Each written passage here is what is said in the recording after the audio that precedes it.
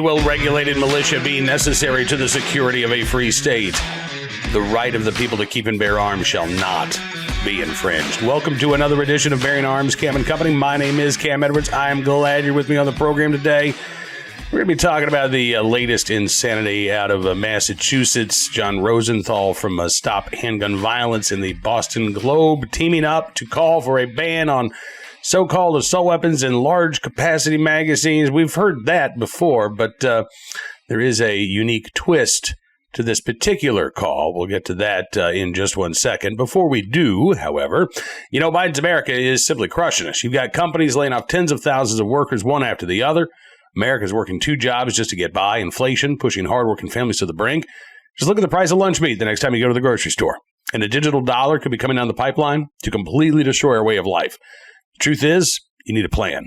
You know it, and I know it. And that's why you should call Goldco, so you can diversify your savings and investments with gold and silver before things get worse.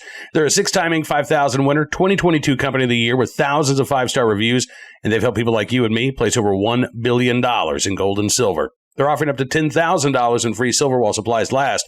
And if you call them today, qualified callers will get a free Ronald Reagan half-ounce silver coin. So don't wait. Call Goldco at 855-412-3806 today. That's 855-412-3806.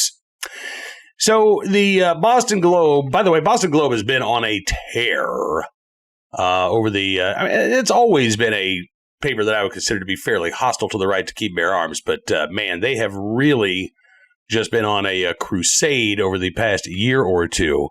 And in the editorial pages and online, you will now find a big banner asking people to sign this petition, calling on Congress to, quote, ban assault weapons. We, the undersigned, they write, implore Congress to enact a new national ban on all military-style assault weapons and ammunition magazines greater than 5 rounds.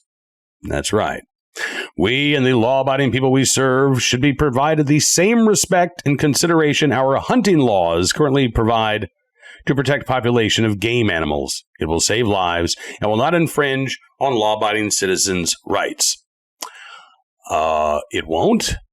Well, that's news to me because, again, types of magazines they're now calling on to be banned are in lawful use by tens of millions of Americans. We're talking about the most commonly owned magazines around, magazines that can hold more than 5 rounds of ammunition.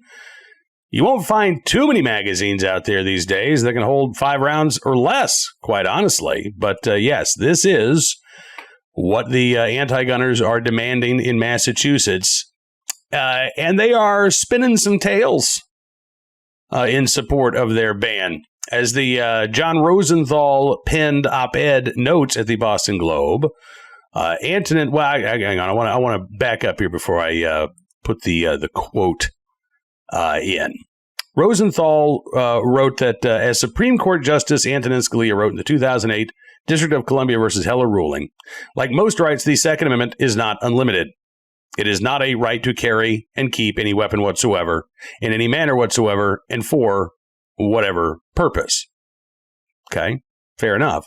But here is where Rosenthal goes off the rails. He says that Scalia further noted that present-day military-style assault weapons did not exist at the time of the founding and are not protected by the Second Amendment, which is an absolute and outright falsehood. D.C. versus Heller, of course, was about Washington, D.C.'s ban on handguns, as well as the storage requirement that mandated existing gun owners who had, registered their firearms before handguns were banned in 1976, had to keep their firearms locked up, ammunition stored separately, unavailable for use in self-defense. And the Supreme Court struck down both of those laws. D.C.'s ban on handguns as well as the storage requirement. But it did not weigh in on the legality or the constitutionality of bans on other types of firearms. In 2010, Supreme Court shuts down Chicago's ban on handguns, case called McDonald versus the city of Chicago. And then a few years later, this was in 2016, I believe. Yes, 2016, March 21st. The Supreme Court unanimously issues a 8-0 opinion shortly after the death of Antonin Scalia in a case called Katano versus Massachusetts. Now, the state of Massachusetts, and again, I think it's important to note that we are talking about the state of Massachusetts, where John Rosenthal of Stop Handgun Violence is located, where the Boston Globe obviously is publishing. State of Massachusetts has banned stun guns. And a woman named Jamie Katano was arrested and charged with violating that state's ban on stun guns.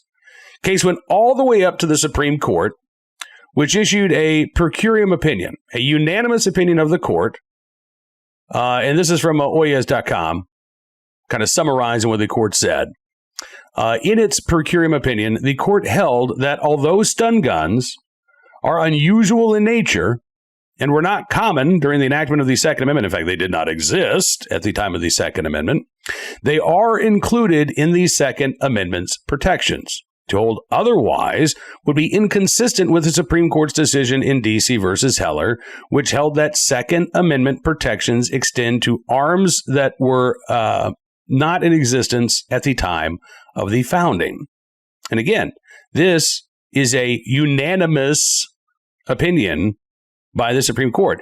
Justice Sam Alito filed a concurring opinion, which he also reiterated the importance of access to self-defense as well as the right afforded by the Second Amendment. Justice Clarence Thomas joined in that concurring opinion, but not even Sonia Sotomayor or Elena Kagan disagreed with the idea that stun guns, though they were not in existence at the time of the Second Amendment's ratification, were in fact arms that are in common use for lawful purposes and are therefore protected by the Second Amendment today. Now, I would argue, correctly by the way, that modern sporting rifles are more common than stun guns in this country, also used for a variety of lawful purposes. Magazines that can hold more than 5 rounds, again, same thing, used for a variety of lawful purposes, yes, including hunting in some cases, as well as competitive shooting, and obviously self-defense, which means that John Rosenthal is simply making stuff up when he says that Antonin Scalia said that, wow, assault weapons didn't exist at the time of the nation's founding, therefore they're not protected by the Second Amendment. The Supreme Court's actually said the exact opposite. Arms that were not in use at the time of the Second Amendment's ratification are not presumptively unconstitutional. That's not the that's not the test. And I'm going to quote from the Katano decision itself, because it's a pretty short opinion. The court has held that the Second Amendment extends prima facie to all instruments that constitute bearable arms, even those that were not in existence at the time of the founding. Now, that does not mean that just because of that statement, bans on so-called assault weapons are unconstitutional. But on the face of it, right, which is what prima facie means, on their face, to begin with, we start with the presumption that all instruments that constitute bearable arms, even those that were not in existence at the time of the founding, are in fact protected by the Second Amendment. In particular, the state of Massachusetts offered up a couple of arguments as to why stun guns should have been banned. They said, first, stun guns not protected because they're not in common use at the time of the Second Amendment's enactment. As the Supreme Court replied, this is inconsistent with Heller's clear statement that the Second Amendment extends to arms that were not in existence at the time of the founding. Again, another clear refutation of John Rosenthal's assertion. The Massachusetts Supreme Judicial Court then asked whether stun guns were dangerous per se at common law and unusual in an attempt to apply, quote, one important limitation on the right to keep and carry arms, referring to the historical tradition of prohibiting the carrying of dangerous and unusual weapons. In doing so, Supreme Court wrote, the court concluded that stun guns are unusual because they were a thoroughly modern invention. But the Supreme Court noted, by equating unusual with in common use at the time of the Second Amendment's enactment, the court's second explanation is the same as the first. It is also inconsistent with Heller for the same reason. Finally, the Massachusetts court used a contemporary lens and found nothing in the record to suggest that stun guns are readily adjustable or adaptable to use in the military. But as the Supreme Court noted in Katano, Heller rejected the proposition that, quote, only those weapons useful in warfare are protected. For these three reasons, the explanation the Massachusetts court offered for upholding the law contradicts this court's precedent, the Supreme Court wrote.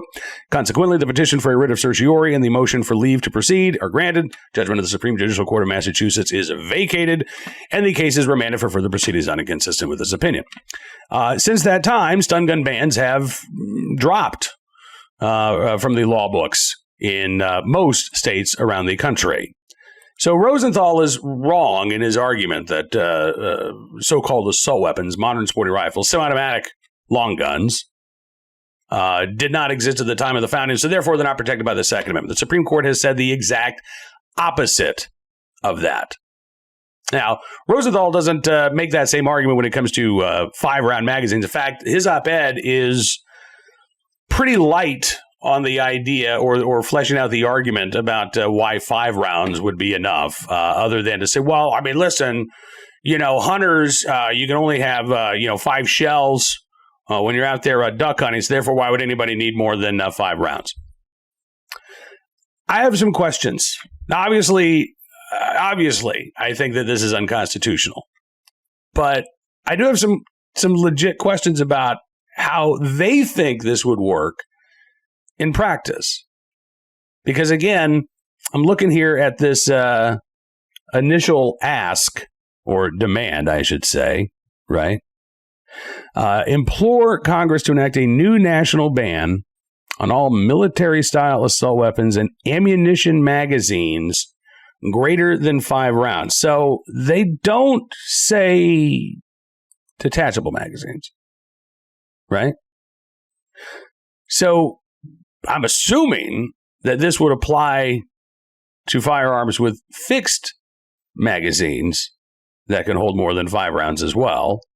They don't talk about any exemptions for rimfire rifles or anything of that nature. So it is possible. Now it's also possible, I should say, that if this ever gets fleshed out to the point of, draft legislation, maybe we'll see some of those exemptions pop up. But based on what they are demanding in the Boston Globe, John Rosenthal and his fellow gun prohibitionists not only want Congress to enact a ban on so-called assault weapons, basically any firearm that could accept more than 5 rounds. So now you're not only talking about banning modern sporting rifles, banning, rimfire rifles. Now you're talking about going after my wife's, Henry 22 that has a 14-round fixed magazine.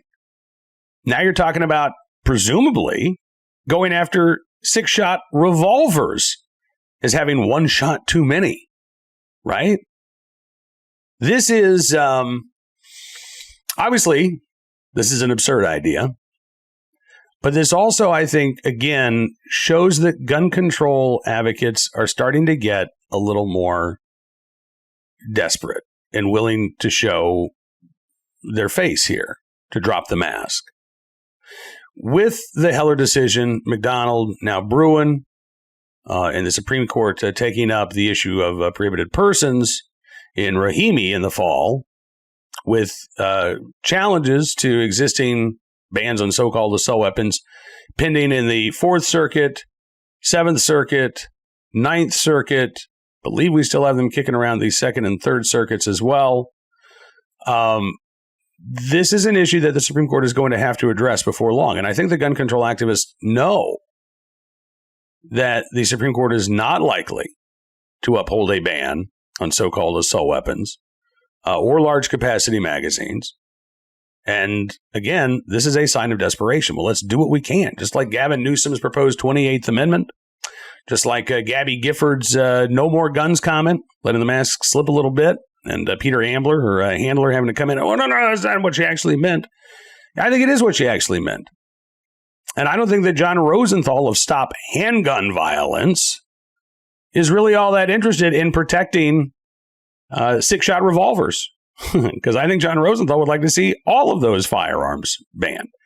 Modern sporting rifles, revolvers, semi-automatic handguns, maybe a single-shot shotgun. Maybe an over-under, right? So you could have 2 rounds.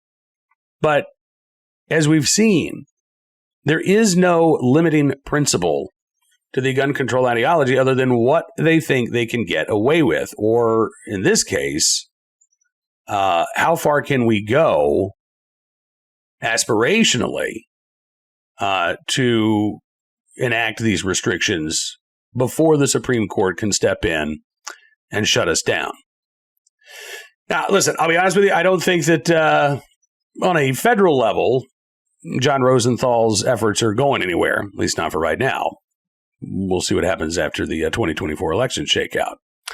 But I think there's also another reason why this appeared in the Boston Globe, why John Rosenthal is doing this. You know, we talked with Jim Wallace of the Gun Owners Action League in Massachusetts not long ago, and Representative Michael Day just introduced this sweeping, massive bill in response. It meant to update the state's gun laws. And what we see is that there is a huge crackdown again on law-abiding gun owners, right? That is the focus. It's not about addressing violent crime. It's not about addressing repeat offenders. It is about cracking down on those who would exercise their right to keep and bear arms.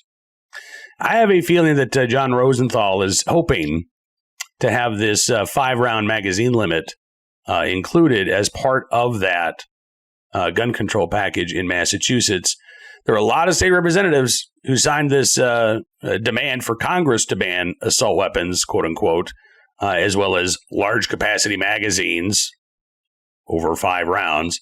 So I think there is a very good chance that this comes up in Massachusetts, and that state may be the first one in the nation to define large capacity, which, again, is an invented term, right? Who decides what large capacity is? In California, it's 10 rounds. In Colorado, it's, I believe, 20 rounds, 15 rounds. In Massachusetts, it may be 5, right? Again, a completely arbitrary and capricious definition dreamt up with by the anti-gunners who don't want you to have any ability to defend yourself with a firearm. And they just keep nipping away, right? 20 rounds, 15, 10, now 5. I guess the next step would be 1, maybe just 0 as the ultimate goal anyway. We'll keep our eyes on what's going on in Massachusetts in particular. As I said, I don't think this effort on the part of John Rosenthal and his fellow prohibitionists are going to get much traction on Capitol Hill. But Beacon Hill, yeah, that's a distinct possibility going forward here. All right, let's turn our attention now to today's Armed Citizen story, our good deed of the day, and our recidivist report. And we'll go with a story out of Boston, where the district attorney says a man being held without bail in connection to a mass shooting that injured 5 people. As it turns out, this suspect, no stranger to the law, 27-year-old Traquan Duncan, facing charges including assault with intent to murder, illegal possession of a firearm and ammunition, illegal possession of a firearm, second offense, and illegal weapons possession after a prior conviction. Now, he's being held without bail pending a dangerous hearing on July 17th. According to Boston police, in the early morning hours of July the 5th, officers responded to reports of multiple people shot. When they got there, they discovered a large crime scene filled with over 40 shell casings, multiple bullet fragments, and 3 separate firearms. 5 shooting victims, all hospitalized with non-life-threatening injuries. It is possible that Duncan will not be the only individual arrested here. But again, let's go back to this. John Rosenthal says, well, listen, the answer to stop these types of shootings is to ban so-called assault weapons, ban large-capacity magazines. I look at this and I see a 27-year-old with multiple convictions and apparently little to no time behind bars to show for it in a state that prides itself on having some of the most restrictive gun laws in the nation that apparently are on the books and are subjectively enforced in terms of both prosecution and certainly in terms of sentences that are applied by judges. So what's going to have a bigger impact on violent crime in a place like Boston? Imposing yet another ban? Making it doubly illegal to carry a firearm without a license? Or ensuring that there are consequences for violent crimes here when individuals like Mr. Duncan are arrested the first time around? Because right now, it seems like that's not happening. Massachusetts, as Jim Wallace points out, has the highest violent crime rate of any New England state, despite, again, having some of the most restrictive gun laws of any state in the region. Higher violent crime rate than New Hampshire, which is constitutional carry. Higher violent crime rate than Vermont, which is constitutional carry. Higher violent crime rate than Maine, which is also constitutional carry. And the answer in Boston and in Massachusetts writ large is always the same. We just have not done enough to crack down on legal gun owners. Now, obviously, that's not how they put it, right? We need more reasonable restrictions that, again, are aimed at people who are trying to obey the law. And apparently are not applied all that often to perpetrators of violence in Boston. So rather than trying to ban our way to safety, I don't know, maybe we could take a page out of history. It was Boston, after all, where Operation Ceasefire began in the late 1990s, an effort to combat juvenile homicides, not through the use of any new gun control laws, because again, these are juveniles, right? They're not legally getting their guns anyway. So what they did with Operation Ceasefire back in the 90s, I was talking about this with Mark Walters on Armed America Radio on a Monday. They basically worked with, you had academics working with the Boston Police Department, the gang unit, to identify the most violent, prolific offenders, most of whom already, again, in the system, already connected to a probation officer, parole officer. So they called in those individuals. And they were basically met by two groups. On the one side, there were the community members, pastors, educators, counselors. And their message was, you're going to stop shooting. And we're going to help you. We're going to get you what you need, whether it's, again, your GED, whether you need job training, whether you need psychological counseling.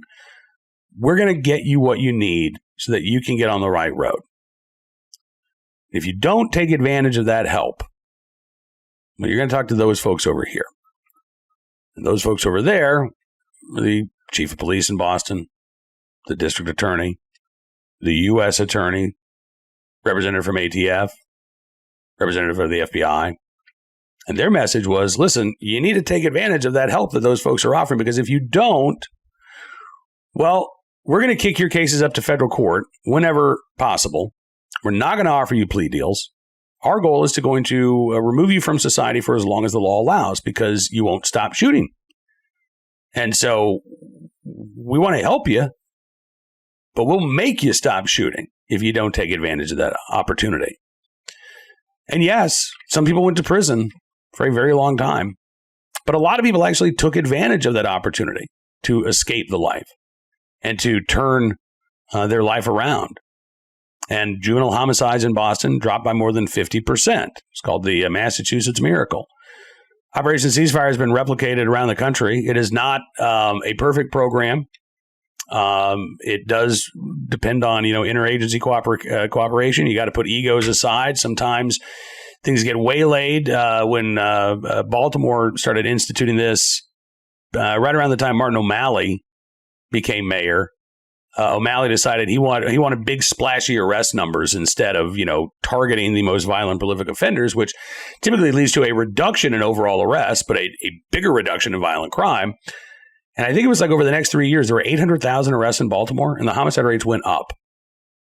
So, yes, it is possible to, have Operation Ceasefire in place theoretically, and it doesn't really work because the committee, or the city is not committed to it, or the city leaders are not committed to it. But when it is implemented the way it's supposed to be, when there is a sustained effort to put those programs in place and to keep them in place, then, yeah, you actually do see city streets become safer. You see fewer shootings. You see some people, again, go to prison for the consequences of their actions. But you also see a lot of individuals who are able to make these life-altering changes and are no longer at risk of being the victim or the perpetrator of these violent crimes. Something that John Rosenthal apparently doesn't care much about at all. Instead, his answer, go after your magazines, go after my magazines. Theoretically, we'll go after the magazines in the hands of the lawbreakers. But, really, let's just start with the lawful gun owners first, and then maybe there'll be some sort of trickle-down effect on the actual perpetrators of violent crime. I don't think it's going to happen. But again, we see what the criminal justice system looks like in practice in Massachusetts with the case of Mr. Traquan Duncan there. Today's armed citizen story. Boy, this is a weird one. From Georgia, New York Post headline, Georgia mayor held at gunpoint after being accused of breaking into a lake house. Quote, do you know who the I am? Yeah, this, we do now. This was the mayor of South Fulton, Khalid Kamau, who apparently was arrested Saturday after the homeowner of this lake house called police just before 7 a.m. about a trespasser at his home. The victim said that while he was on the phone with police, Kamal yelled at him several times, yelling, do you know who the bleep I am? I'm the mayor. And I'll wait for my police to get here and see what happens then. Well, what happened was he was arrested for breaking into the home, or at least a trespass. The mayor told officers he was on his way to a dog park. When he stopped by the house, he claimed that it was his dream home, that he one day hoped to purchase it. According to Fox 5 Atlanta, Kamal admitted to police that he was aware that he was trespassing on the homeowner's property. Although he told Fox 5 Atlanta he thought the home was abandoned.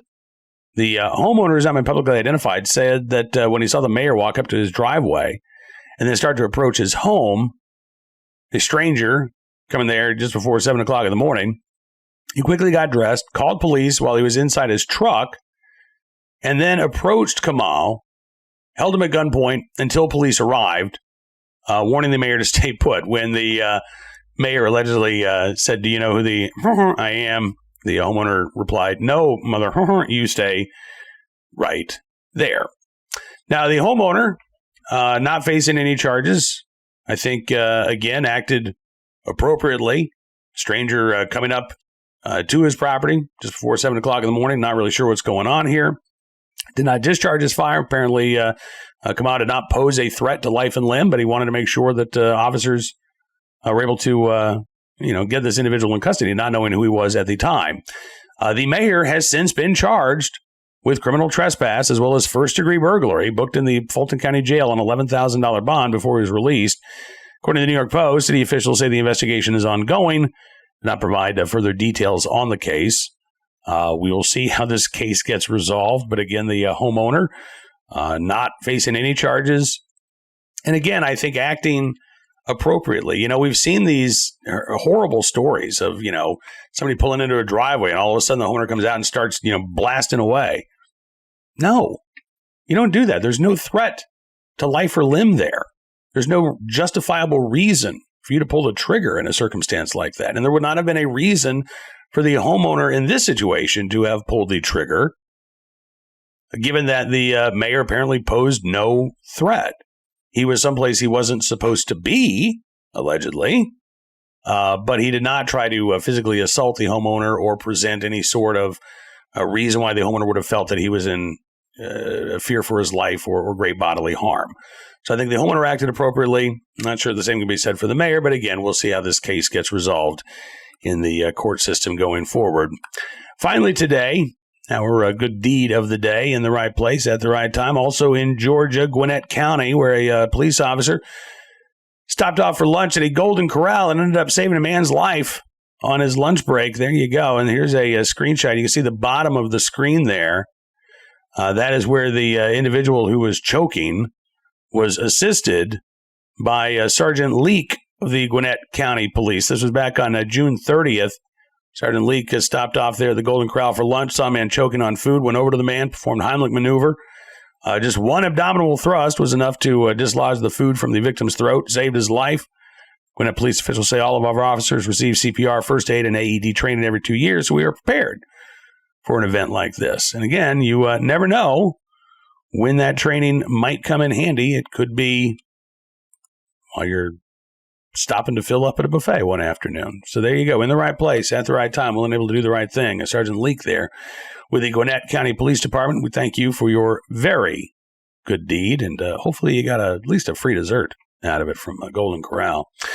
All right, that is going to do it for this edition of Bearing Arms Cam & Company. I want to thank you for being a part of the program as always. Looking forward to being back with you again tomorrow. And don't forget tomorrow as well, Wednesday, we've got our VIP Gold live chat with Hot Air's Ed Morrissey. Ed went to a gun show this past weekend in Waco. I went sporting clays shooting for the first time in a couple of years, so we've got some fun stuff to talk about. In addition to all of the big stories of the day, you can be a part of it as well. All you have to do, go to BearingArms.com/subscribe. Become a VIP Gold member. You'll get access not only to exclusive content at Bearing Arms, but throughout the Town Hall media library of families. So Hot Air, Town Hall, obviously, Red State, Twitchy, PJ Media. It is a great, great way to show your support for the independent journalism that we're doing. Obviously, we really do appreciate that support. If you use the promo code GUNRIGHTS, you can get a significant savings on your VIP membership, because that, again, one of our ways of saying thank you for supporting what we do here at Bearing Arms, because it really does matter, and it makes a difference. So thank you again. All right, we'll talk to you tomorrow. Until then, be well, be safe, and be free.